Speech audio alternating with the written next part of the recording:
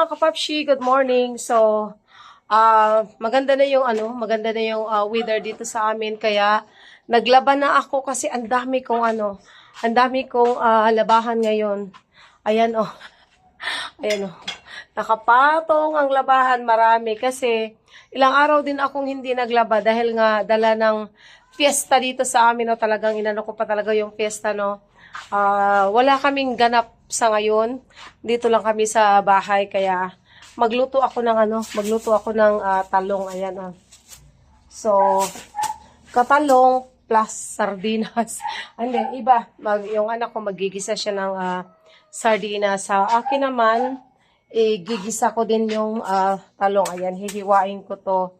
So anong ganap natin ngayon? Wala tayong ganap ngayon. Nasa bahay lang tayo.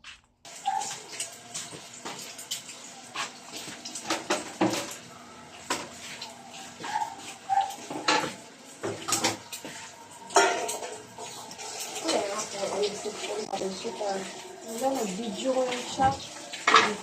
Kaya saan manadili mo na sa blow up? Sa white chairs. So okay lang. Layo naman eh. Ang akong sipulis talaga amo ang bongga.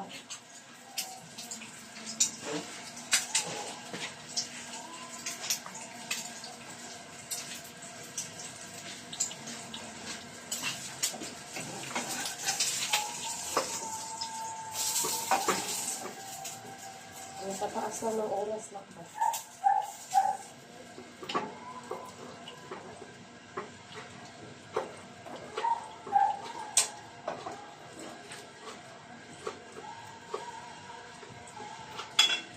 Yung ano yung tanak ba? Parang bitaw ko anak. Tangag ka ng tawag na?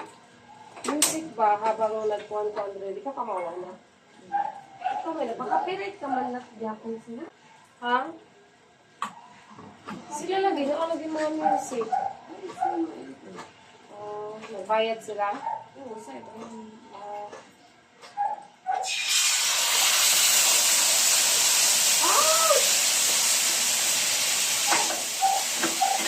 Ito ba? Nana may kuan, nana may mga free ngayon.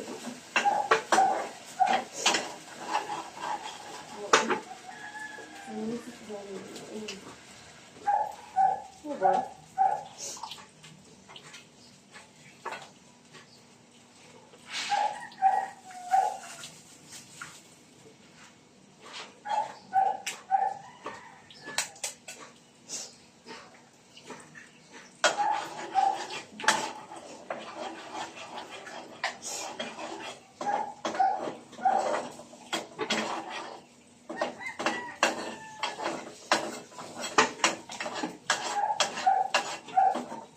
Kaya ayaw pagdamo sa bawti ha. Ayaw pagdamo sa bawti gamay lang.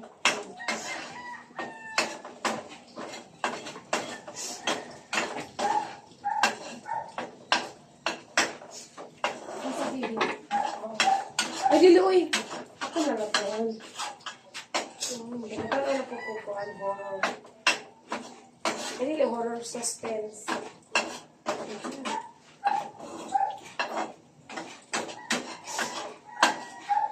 Kaya akong pagpalit ako. Kasi wala ako pagpalit. At least yung inano ko diba, i-harvest ko ba? Tapos lano. Namin ganyan.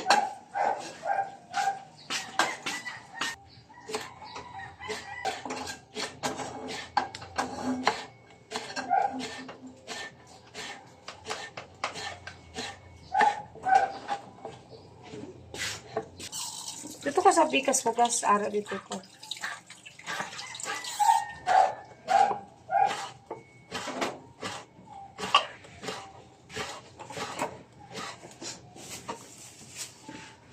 Kasi man, gusto ka magbili na kayo duha?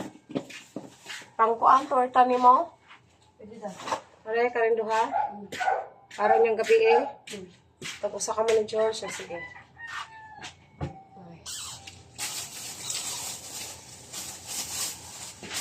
Gusto na ako mag-ano. Gani, sara rin ang gabi. Ano ba? Yung talong ba? Oh.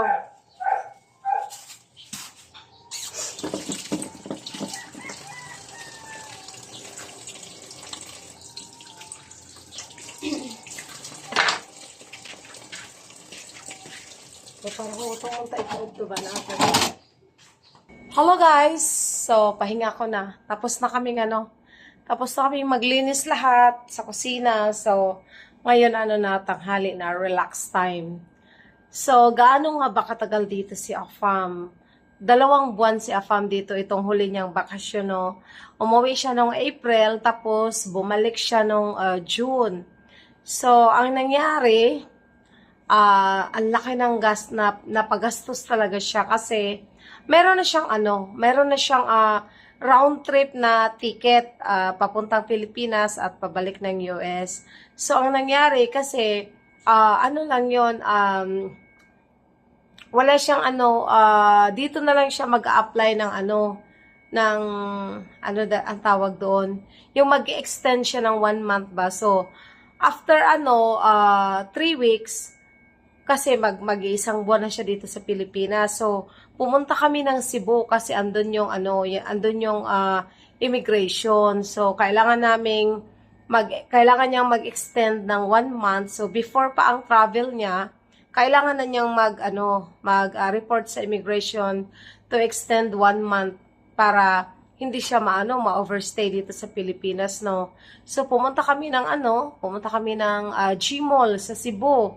So, punta kami doon, madali lang, kaya,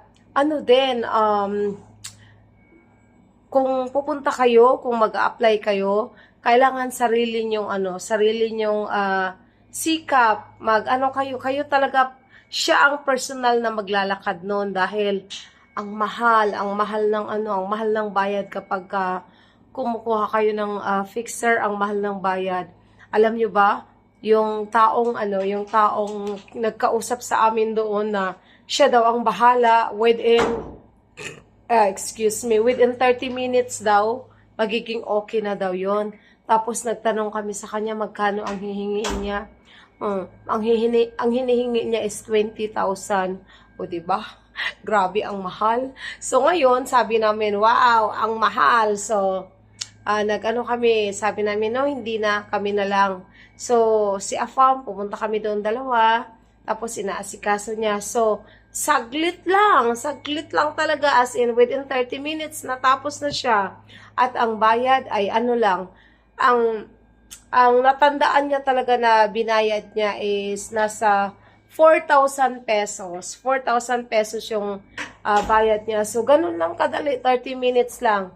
And then, nung tinawagan na niya, yung airlines na nag-asikaso, yung binilhan niya ng ticket, tinawagan niya, sabi niya, ipa-change niya yung flight niya. So, ang nangyari, magiging baliwala yung balikan niyang ticket, yung pabalik niyang ticket, magiging magiging baliwala na yun kasi kailangan niyang kailangan niyang mag-book ng another ticket pabalik sa US. So, grabe yung ginastos niya na balikan dito, parang lang yun, 1 way na lang dahil yung pabalik, nagiging useless na kasi kailangan niyang mag-rebook ulit dahil at ito pa yung pinaka masakit, ang laki ng bayad. Kano ba yung binayaran niya? 78,000. Another book yun ha. Kasi yung balikan niyang ticket, wala na, useless na yung pabalik niya. Tingnan niyo kung gaano kalaki, 78,000. Na-shock si Afam. Na-shock si Afam kasi wala namang, sabi niya, yung mga taga-airlines, walang sinabi sa kanya na kailangan pagbalik niya ng US, kailangan niyang mag-book ulit. So walang sinabi sa kanya yung mga taga-airlines. So 'di ba, nakakadismaya. Kaya ang nangyari, panibagong ticket siya at ang mahal-mahal, 78,000, 'di ba? So, ayun ang nangyari. But, sabi nga ni Afam, sige lang, ang importante, nakapag-stay siya dito ng 2 buwan. So, ayun guys, 2 buwan dito si Afam nagstay. So, sobrang na-enjoy naman niya yung bakasyon niya kahit na medyo napagastos talaga siya sa napagastos talaga siya sa ticket. Kaya, ang hirap magbakasyon, hindi basta-basta. Kailangan pag-ipunan na naman ulit.